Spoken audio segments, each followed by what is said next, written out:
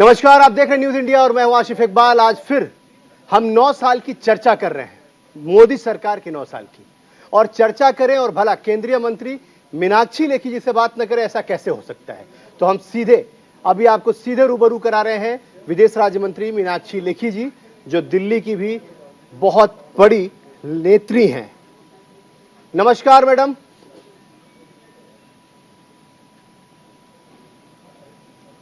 नमस्ते जी। पहला सवाल, 9 साल कितने बेमिसाल?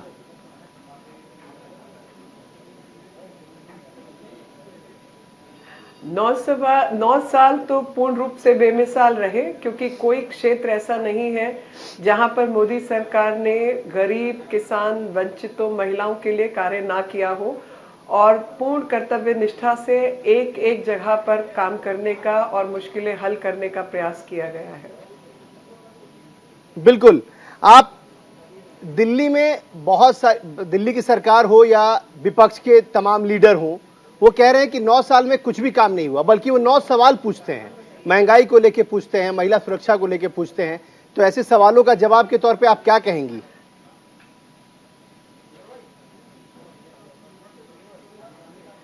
देखिए, मैं ऐसे लोगों के जवाब का एक ही तरीका है कि भाई अपने गिरेबान में झांक कर देखो और 900 चूहे खा के बिल्ली हज को चली। जिन लोगों ने लोकतांत्रिक व्यवस्थाओं का, मूलों का जो है हनन किया, बेईमानी की, चोरी चकारी की, केंद्र सरकार की योजनाओं को लागू नहीं होने दिया और भ्रष्टाचार में लिप्त रहे, तो वो अपने गिरेबान में झांक कर देखे कि किस लायक है। और जब तक सरकार बनाने का उनको मौका मिला तो उन्होंने उस बीच क्या क्या काम किए, उसका हिसाब किताब दें। बिल्कुल, लेकिन दिल्ली के जो मुख्यमंत्री हैं वो लगातार बहुत सारे मुख्यमंत्रियों के पास, बहुत सारे मंत्रियों के पास पहुंच रहे हैं और अपने लिए समर्थन जुड़ा रहे हैं और कह रहे हैं कि ये समर्थन हम जुटा के रहेंगे और केंद्र सरकार के खिलाफ एक बड़ी लड़ाई का आह्वान कर रहे हैं वो।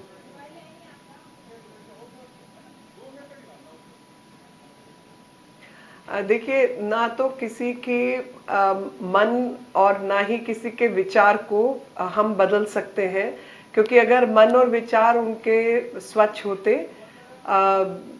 तो जिस हालत में वो है तो उस हालत में नहीं होते, और जिस हालत में उन्होंने दिल्ली को किया वो भी नहीं हुई होती। आपको दो विषय समझने की जरूरत है कि ऑर्डिनेंस के विषय पर वो समर्थन जुटाना चाह रहे हैं, लेकिन ऑर्डिनेंस की जरूरत क्यों आन पड़ी, ये समझने की जरूर आवश्यकता है। यूनियन टेरिटरी कोई भी क्षेत्र होगा, वहां पर केंद्र सरकार का जो अधिकार है वो अवश्य रहने ही वाला है, क्योंकि इसीलिए उसको यूनियन टेरिटरी कहा जाता है। यूनियन टेरिटरी के अंदर जहां 1.5-2 करोड़ लोग आपके वोटर्स हैं, वो केवल विधायक, वहां पर विधायिका होने के कारण या वहां पर विधानसभा होने के कारण आप कोई पूर्ण राज्य का दर्जा प्राप्त कर लेते हैं, तो जवाब है नहीं।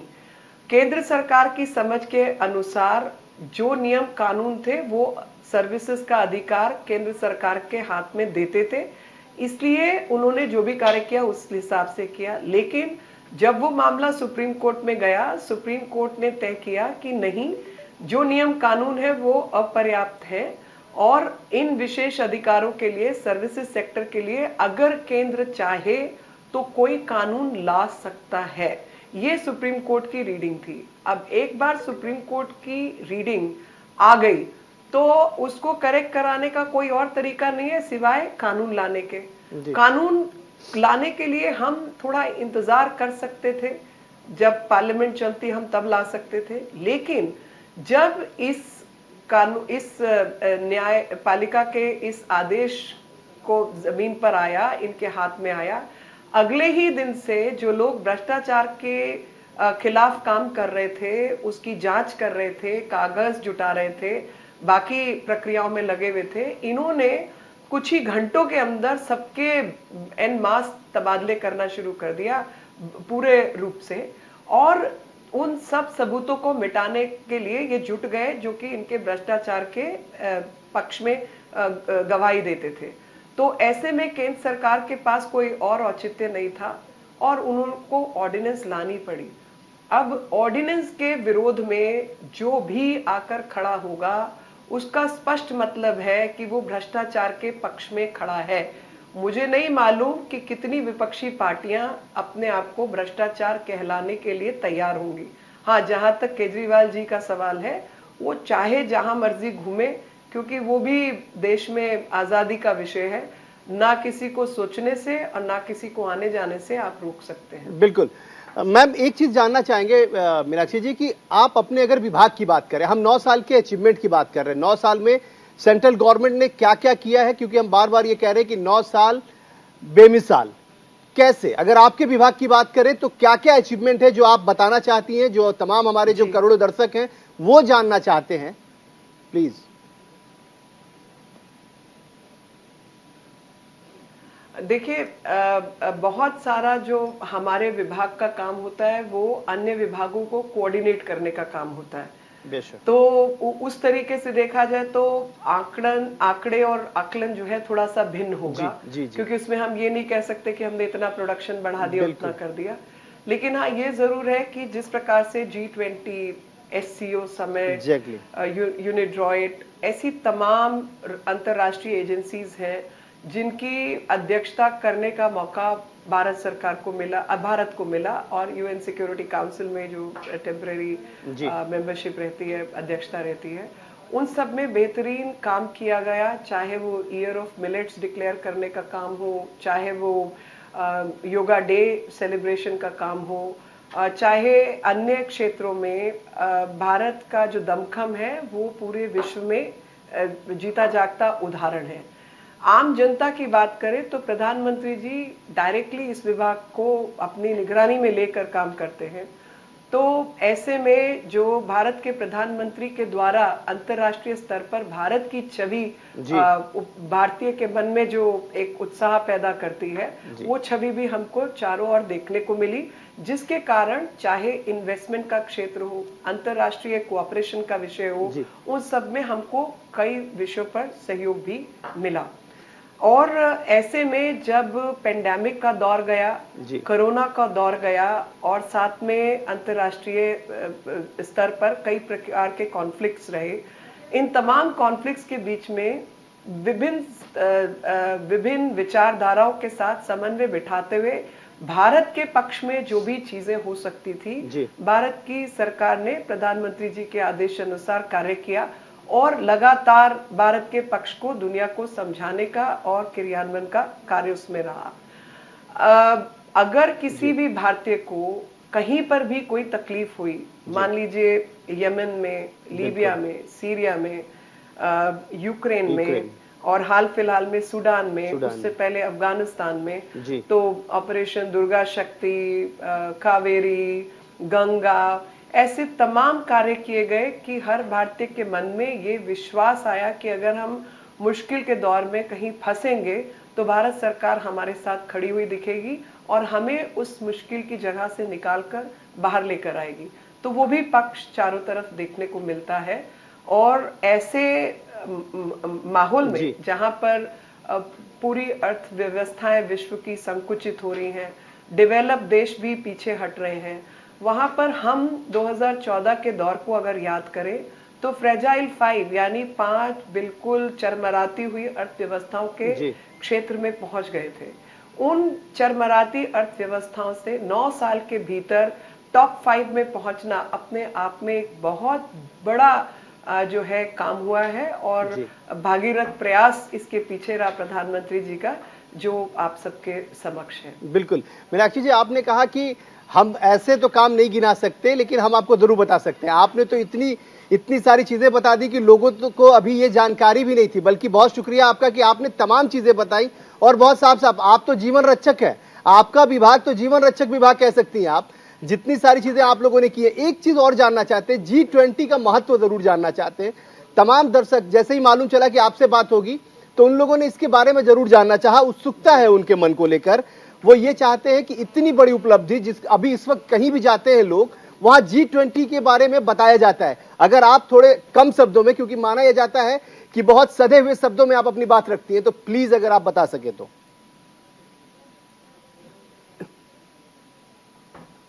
जी देखिए, G20 का महत्व इसलिए बढ़ता है कि एक तो भारत को वो दर्जा मिलता है दुनिया के सामने जिसका हर देश इंतजार करता है।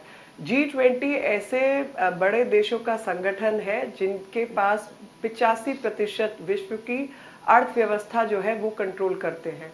65% जनसंख्या इन 20 देशों के बीच में रहती है। तो ऐसे में जो जिसको हम ग्लोबल नॉर्थ कहते हैं, यानी उभरती हुई जो अर्थव्यवस्थाएं हैं, जो आगे बढ़ती हुई प्रोग्रेसिव अर्थव्यवस्थाएं हैं, जिनकी रहते 65% जो है ट्रेड और कॉमर्स इन क्षेत्रों में होता है, उसका महत्व बहुत अधिक बढ़ जाता है, क्योंकि कोई भी पॉलिसी, कोई भी चीज बढ़ती है, बनती है, तो ये 20 देश उसके लिए मुख्य तौर पर जिम्मेवार होते हैं। तो भारत टॉप 5 अर्थव्यवस्थाओं में होने के कारण G20 का हिस्सा है, लेकिन दूसरी तरफ ग्लोबल साउथ है, जो कि एक तरीके से कहा जाए कि विकास करने योग्य जो क्षेत्र है या जो अविकसित देश है, उनकी संख्या जो है उसको ग्लोबल साउथ का एक नाम दे दिया गया। लेकिन किसी भी व्यवस्था से सबसे ज्यादा प्रभाव जो है वो ग्लोबल साउथ, जो दक्षिण ध्रुव की ओर है, उनके ऊपर पड़ता है, यानी गरीबी की तरफ जो देश है उन पे पड़ता है। तो भारत एक ऐसे क्षेत्र में है कि एक तरफ टॉप 5 अर्थव्यवस्थाओं का हिस्सा है, दूसरी तरफ हमारे पास इतनी बड़ी जनसंख्या है कि हम 130 करोड़ लोगों का जो है वो दर्शन करते हैं।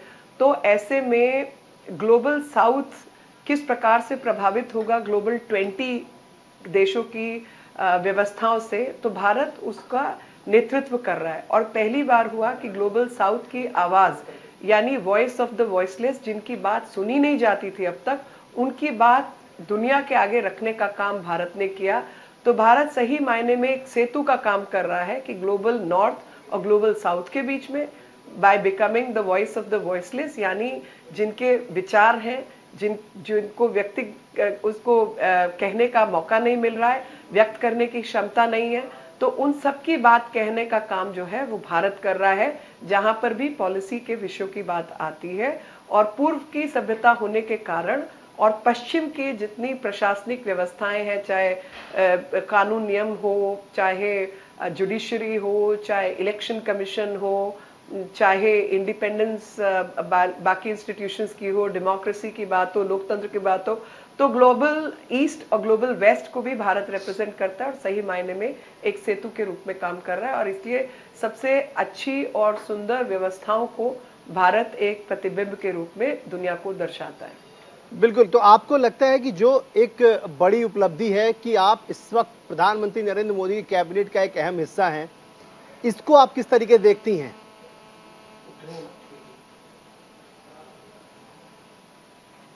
मैं तो अपने आप को खुशकिस्मत मानती हूँ कि जब देश का नए रूप से इतिहास लिखा जा रहा है, तो उसके साक्षी होने का मौका हमें मिल रहा है और उसमें छोटी मोटी जिम्मेवारी भागीदारी का भी मौका मिल रहा है। और सिर्फ एक बात कहना चाहती हूँ कि G20 जिस प्रकार से आयोजित हुआ और जिस प्रकार से देश भर में मनाया गया, वो पूरी दुनिया के लिए एक उदाहरण है, क्योंकि प्रधानमंत्री जी ने कहा कि ये केवल सरकारी कार्यक्रम बन के नहीं रहेगा, इसमें जन भागीदारी का भी अहम महत्व होगा। और हर जगह जहां जहां कार्यक्रम हो रहे हैं, जिसमें 250 के आसपास कार्यक्रम हैं और 52 या 58 स्थान है जहां पर ये हो रहा है, वहां के क्षेत्र में जो जन भागीदारी है उसको भी बीच में लिया गया है, जो आज तक पहले कभी नहीं हुआ।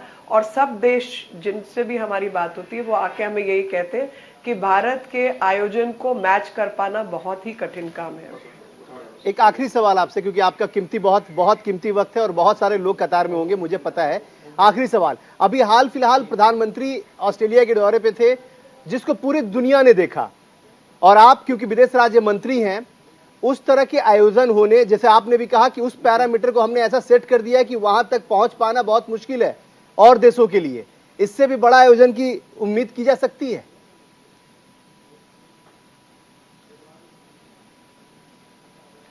देखिए, लगातार जिस प्रकार के आयोजन भारत ने किए और जब हमको अंतर्राष्ट्रीय स्तर पर अपने आप को प्रूव करने का मौका मिला, तो हमने हर विषम से विषम परिस्थिति के अंदर भारत का नाम रोशन करने का ही कार्य किया। और भारत के पक्ष में, जैसे एक बार प्रधानमंत्री जी से बात हुई कि वो तो एक वो गाने की पंक्ति है ना कि भारत का रहने वाला हूँ, भारत की बात सुनाता हूँ, तो वो प्रधानमंत्री जी ठीक उस उदाहरण पर सटीक उतरते हैं कि जो दुनिया भर में घूमकर भारत के ही पक्ष की बात करते हैं और भारत की ही कहानियां दुनिया को सुनाते हैं, बताते हैं कि हमारी काबिलियत क्या है और हमारी हिम्मत और क्षमता क्या है, जिससे सिर्फ भारत को ही नहीं बल्कि विश्व में शांति और लाभ दोनों प्राप्त होंगे, क्योंकि भारत जब क्षमतावान बनता है, ताकतवर बनता है, तो पूरे विश्व को उसका फायदा मिलता है।